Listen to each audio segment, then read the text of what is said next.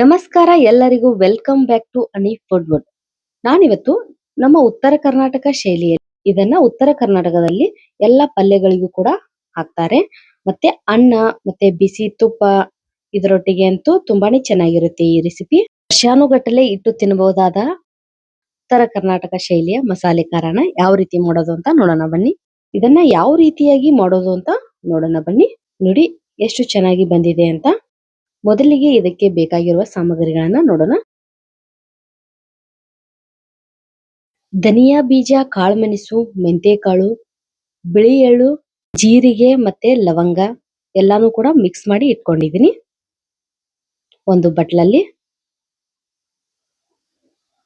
ಕಸೂರಿ ಮೇಥಿ ಕೂಡ ಇದೆ ಅದರೊಳಗೆ. ನಂತರ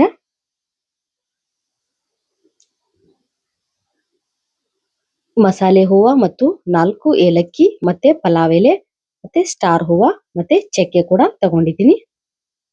ನೋಡಿ ಇವೆಷ್ಟು ಮಸಾಲೆಗಳು ಇದಕ್ಕೆ ಬೇಕಾಗಿರುವಂತವು. ನಂತರ ನೋಡಿ ಕೊಬ್ಬರಿನ ಈ ರೀತಿಯಾಗಿ ಕತ್ತರಿಸಿ ಇಟ್ಕೊಂಡಿದೀವಿ. ಮತ್ತೆ ಬೆಳ್ಳುಳ್ಳಿ ಮತ್ತೆ ಈರುಳ್ಳಿ ಕೂಡ ಹೆಚ್ಚಿ ಇಟ್ಕೊಂಡಿದೀವಿ. ಮತ್ತೆ ಕೊತ್ತಂಬರಿ ಮತ್ತು ಕರಿಬೇವು ಕೂಡ ಬೇಕಾಗುತ್ತೆ.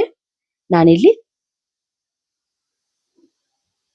250 ಗ್ರಾಮ್ ಆಗುವಷ್ಟು ಖಾರದ ಪುಡಿನ ತಗೊಂಡಿದ್ದೀನಿ. ನಂತರ ಸ್ಟೋವ್ ಆನ್ ಮಾಡಿ ಒಂದು ಬಾಣಲಿನ ಇಟ್ಟು 1 ಟೀ ಸ್ಪೂನ್ ಆಗುವಷ್ಟು ಎಣ್ಣೆನ ಇಟ್ಟು ಮೊದಲು ಎಲ್ಲ ಮಸಾಲೆ ಪದಾರ್ಥಗಳನ್ನ ಹುರ್ಕೊಳ್ಬೇಕು. ಸ್ಟಾರ್ ಹೂವ, ಚಕ್ಕೆ ಮತ್ತೆ ಏಲಕ್ಕಿ ಮತ್ತೆ ಮಸಾಲೆ ಹೂವ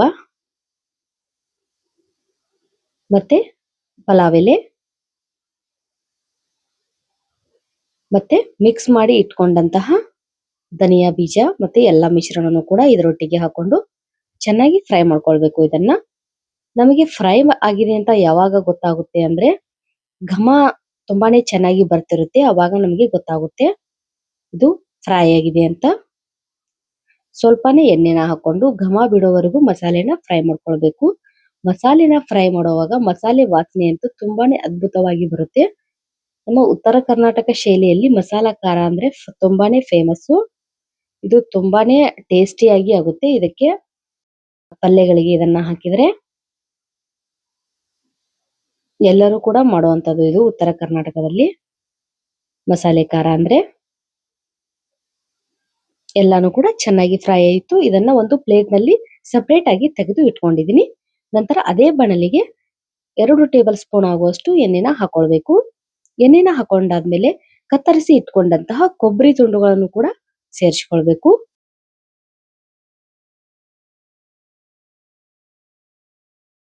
ಕೊಬ್ಬರಿ ಎಲ್ಲಾನು ಕೂಡ ತುಂಬಾನೇ ಚೆನ್ನಾಗಿ ಫ್ರೈ ಆಗಬೇಕು. ಅಲ್ಲಿವರೆಗೂ ಫ್ರೈ ಮಾಡ್ಕೊಳ್ಬೇಕು. ಬ್ರೌನ್ ಕಲರ್ಗೆ ಪೂರ್ತಿಯಾಗಿ ಟರ್ನ್ ಆಗಬೇಕು ಕೊಬ್ಬರಿ ತುಂಡುಗಳು. ಅಲ್ಲಿವರೆಗೂ ಚೆನ್ನಾಗಿ ಫ್ರೈ ಮಾಡ್ಕೊಳ್ಬೇಕು.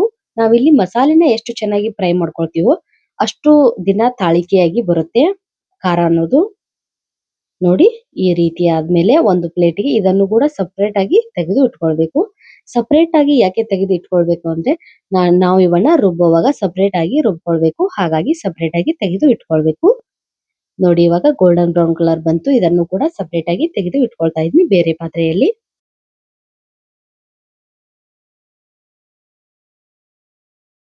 ನಂತರ ಅದೇ ಪಾತ್ರೆಗೆ ನಾನಿಲ್ಲಿ ಹೆಚ್ಚಿ ಇಟ್ಕೊಂಡಿರುವಂತಹ ಈರುಳ್ಳಿನೂ ಸಹ ಸೇರಿಸ್ಕೊಳ್ತಾ ಇದ್ದೀನಿ. ಈರುಳ್ಳಿನ ಫ್ರೈ ಮಾಡೋದಕ್ಕೆ ತುಂಬಾನೇ ಸಮಯ ಬೇಕಾಗುತ್ತೆ.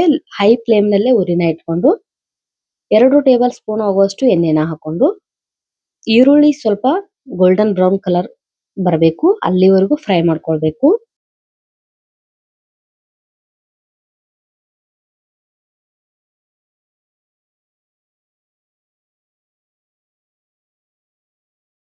ನೋಡಿ ಇನ್ನೂ ಕೂಡ ಫ್ರೈ ಆಗಿಲ್ಲ. ಇದನ್ನ ಮಾಡೋದಕ್ಕೆ ಸ್ವಲ್ಪ ಸಮಯ ಬೇಕಾಗುತ್ತದೆ. ಪೇಷನ್ಸ್ ಇಂದ ಮಾಡಿದ್ರೆ ಮಾತ್ರ ಮಸಾಲೆ ಖಾರ ರೆಡಿ ಆಗುತ್ತೆ. ನೋಡಿ ಇನ್ನೂ ಕೂಡ ಕಲರ್ ಟರ್ನ್ ಆಗಿಲ್ಲ. ಊರಿನ ಹೈ ಫ್ಲೇಮ್ ನಲ್ಲೇ ಹುರ್ಕೊಳ್ಬೇಕು. ನೋಡಿ ಇವಾಗ ಸ್ವಲ್ಪ ಕಲರ್ ಟರ್ನ್ ಆಗಿದೆ. ಈ ರೀತಿಯಾಗಿ ಟರ್ನ್ ಆಗ್ಬೇಕು ಈರುಳ್ಳಿ ಎಲ್ಲ.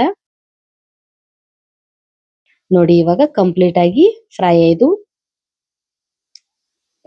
ಇದನ್ನು ಕೂಡ ಸಪರೇಟ್ ಆಗಿ ತೆಗೆದು ಇಟ್ಕೊಳ್ಬೇಕು. ನೋಡಿ ಇವಾಗ ಎಷ್ಟು ಚೆನ್ನಾಗಿ ಫ್ರೈ ಆಗಿದೆ ಅಂತ. ಇದನ್ನು ಕೂಡ ಬೇರೆ ಒಂದು ಪಾತ್ರೆಗೆ ತೆಗೆದು ಇಟ್ಕೊಳ್ತಾ ಇದ್ದೀನಿ. ಈರುಳ್ಳಿ ಎಲ್ಲ ಕೂಲ್ ಆಗೋದಿಕ್ಕೆ ಬಿಡಬೇಕು. ನಂತರ ಒಂದು ಸಣ್ಣ ಮಿಕ್ಸಿ ಜಾರ್ನ ತಗೊಂಡು ಮೊದಲೇ ಫ್ರೈ ಮಾಡಿ ಇಟ್ಕೊಂಡಿರುವಂತಹ ಮಸಾಲೆ ಎಲ್ಲವನ್ನು ಕೂಡ ಈ ಮಿಕ್ಸಿ ಜಾರ್ನೊಳಗೆ ಹಾಕೊಳ್ತಾ ಇದೀವಿ. ನೋಡಿ ಈ ರೀತಿಯಾಗಿ ತರಿಯಾಗಿ ಗ್ರೈಂಡ್ ಮಾಡ್ಕೊಳ್ಬೇಕು. ಒಂದು ಪಾತ್ರೆಗೆ ತೆಗೆದು ಇಟ್ಕೊಳ್ತಾ ಇದ್ದೀನಿ. ನಂತರ ಕೊಬ್ಬರಿನೂ ಕೂಡ ಸೇಮ್ ಇದನ್ನು ಕೂಡ ತರಿಯಾಗಿ ರುಬ್ಬಿ ಮತ್ತೊಂದು ಪಾತ್ರೆಗೆ ತೆಗೆದು ಇಟ್ಕೊಳ್ತಾ ಇದ್ದೀನಿ ಅದೇ ಪಾತ್ರೆಯಲ್ಲಿ. ನಂತರ ಬೆಳ್ಳುಳ್ಳಿಯನ್ನ ಹುರಿಯೋ ಅವಶ್ಯಕತೆ ಇಲ್ಲ, ಹಸಿಯಾಗಿನೇ ಈ ರೀತಿಯಾಗಿ ತರಿಯಾಗಿ ರುಬ್ಬಿ ಮತ್ತೆ ಕೊತ್ತಂಬರಿ ಮತ್ತು ಕರಿಬೇವು ಸೊಪ್ಪನ್ನು ಕೂಡ ಅದರೊಟ್ಟಿಗೆನೆ ಮಿಕ್ಸ್ ಇಟ್ಕೊಳ್ತಾ ಇದ್ದೀವಿ. ನಂತರ ಈರುಳ್ಳಿಯನ್ನು ಸಹ ಗ್ರೈಂಡ್ ಮಾಡಿ ಸೇರಿಸ್ಕೊಳ್ಬೇಕು. ನೋಡಿ ಈರುಳ್ಳಿಯನ್ನ ಈ ರೀತಿಯಾಗಿ ಪೇಸ್ಟ್ ಮಾಡಿ ಮತ್ತೆ ಅದೇ ಪಾತ್ರೆಗೆ ಸೇರಿಸ್ಕೊಳ್ಬೇಕು. ನೋಡಿ ಇವಾಗ ರೆಡಿ ಆಯ್ತು ನಮ್ಮ ಮಸಾಲೆ. ಇದಕ್ಕೆ ಬೇಕಾಗಿರುವಂತಹ ಮಸಾಲೆ ಇದು, ಮೇನ್ ಇಂಗ್ರೀಡಿಯೆಂಟ್ಸ್ ಅಂದ್ರೆ ಇದು. ನಂತರ ಇದಕ್ಕೆ ರುಚಿಗೆ ತಕ್ಕಷ್ಟು ಉಪ್ಪನ್ನ ಸೇರಿಸ್ಕೊಳ್ಬೇಕು. ಬನ್ನಿ ಇವಾಗ ಇದನ್ನೆಲ್ಲಾನು ಮಿಕ್ಸ್ ಮಾಡ್ಕೊಳ್ಬೇಕು. ನೋಡಿ ಇಷ್ಟು ಖಾರದ ಪುಡಿಗೆ ಇಷ್ಟೆಲ್ಲ ಮಸಾಲೆ ಬೇಕಾಗುತ್ತೆ.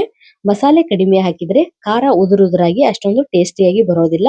ಹಾಗಾಗಿ ಮಸಾಲೆನ ಜಾಸ್ತಿಯಾಗಿ ಬಳಸ್ತಾ ಇದೀವಿ ನಾವಿಲ್ಲಿ. ನಿಮಗೆ ನೋಡಿದ್ರೆ ಗೊತ್ತಾಗುತ್ತೆ ಅಲ್ಲಿ ಖಾರದ ಪುಡಿ ಎಷ್ಟಿದೆಯೋ ಮಸಾಲೆ ಕೂಡ ಅಷ್ಟೇ ಇದೆ ಅಂತ. ಈ ರೀತಿಯಾಗಿ ಮಾಡಿದ್ರೆ ನಿಮಗೂ ಕೂಡ ತುಂಬಾನೇ ಚೆನ್ನಾಗಿರುವ ಮಸಾಲೆ ಖಾರ ರೆಡಿ ಆಗುತ್ತೆ. ಘಮ ಅಂತೂ ತುಂಬಾನೇ ಚೆನ್ನಾಗಿ ಬರ್ತಿರುತ್ತೆ. ನಾವು ಯಾವ ರೀತಿ ತೋರಿಸ್ತಿದೀವಿ ಅದೇ ರೀತಿಯಾಗಿ ನೀವು ಕೂಡ ಮನೆಯಲ್ಲಿ ಮಾಡಿ ನೋಡಿ.